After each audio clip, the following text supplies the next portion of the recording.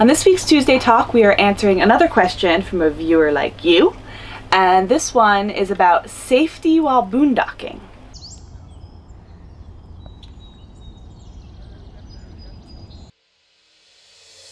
So the specific questions were, in particular, do you stay outside once it gets dark? Do you have motion sensor lights? Any tips?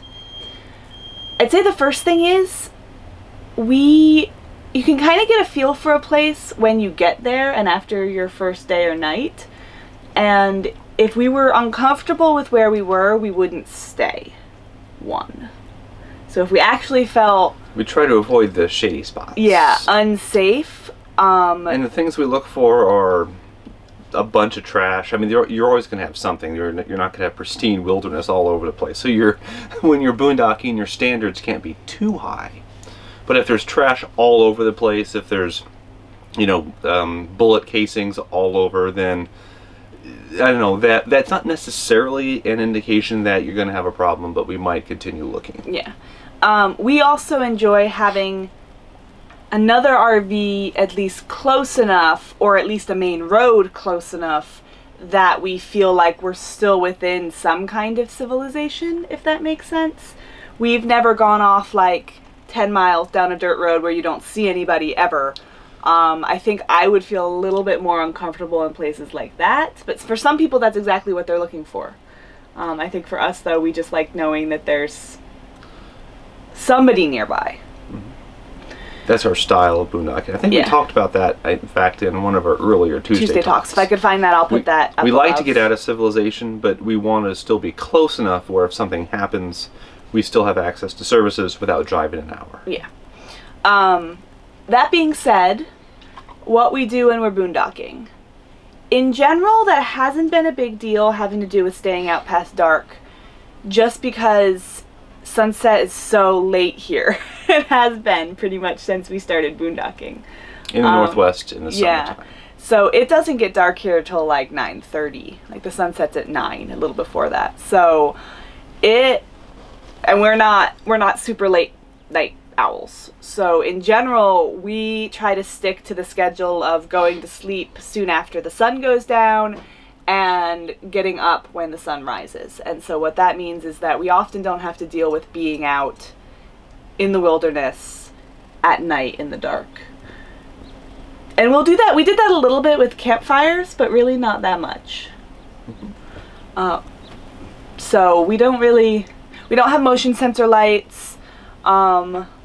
In general, a lot of the places we boondock is super quiet, so if someone were to drive up to us, we probably would hear them.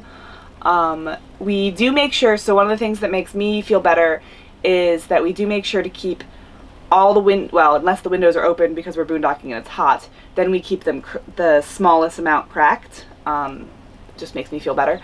And we tend to lock our door, and we lock all of the compartments and the truck doors.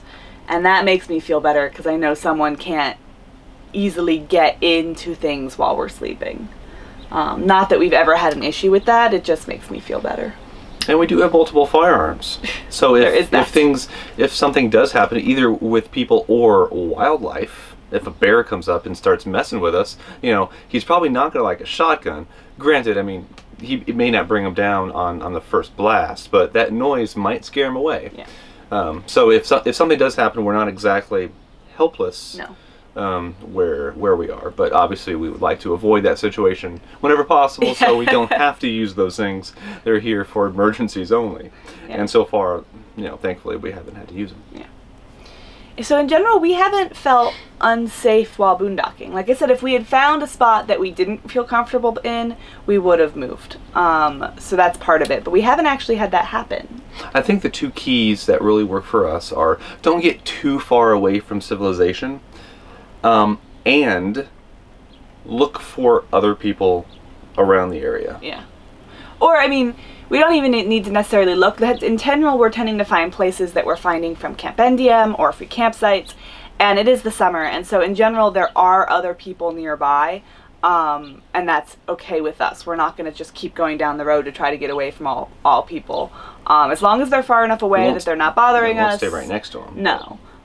It's not like we want to be in a RV park, that's why we're boondocking, but But knowing that someone's within walking distance or could really hear you if something went wrong, that does make us feel a little bit more secure. So I think that's it, talking about safety and boondocking. We haven't boondocked in a while.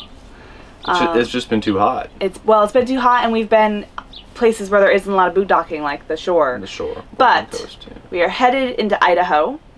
And I think, as long as the weather cooperates, which it's right on the edge of doing so, we might be boondocking here in the next week. So, looking forward to that. Penny is looking forward to that. Oh, she is. Yes.